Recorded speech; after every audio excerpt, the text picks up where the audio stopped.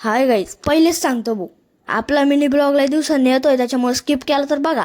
आम्ही आता होतो उज्जैनमध्ये. मग ते महाकालचं त्यांचं दर्शन घेतलं भाऊ आधी. मग त्याला मेन होतं, मग त्याचं दर्शन घेतलं. मग आम्हाला छोट्या मोठ्या मंदिराचे दर्शन करायचे होते.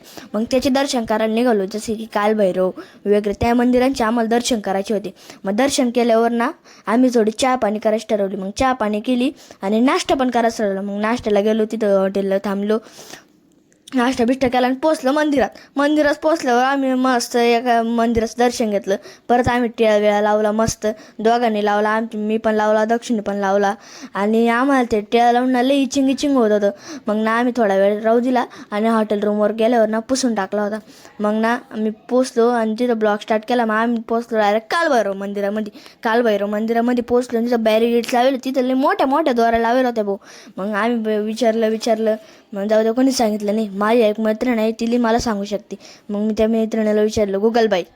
तर आम्ही बाहेर निघालो आणि मग बाहेर निघाल्यावर मी ब्लॉग स्टार्ट केला. मग आम्ही थोडी शॉपिंग केली. शॉपिंग केल्यावर मग दुसऱ्या मंदिराकडे निघालो. त्या मंदिराचं नाव होतं मंगलनाथ मंदिर.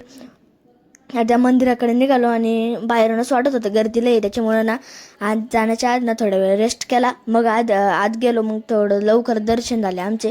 मग आम्ही डायरेक्ट पोचलो हॉटेल रूमवर पोचताना आमची हॉटेल रूमवर पोचलो. मग मी बिळा हटवला आणि आपले ड्रायव्हर भाऊ आहे ना, ते डायरेक्ट आपले ब्लॉग बघित होते भाऊ. आपण लय व्हायरल झालो. मग आम्ही पोचलो शिहोरला रुद्राक्ष घेतलं. मी पहिल्यांदा बघितलं पंचमुखी रुद्राक्ष, त्याच्यामुळे लय भारी वाटलं भाऊ. आणि आम्ही डायरेक्ट पोचतो हॉटेलला.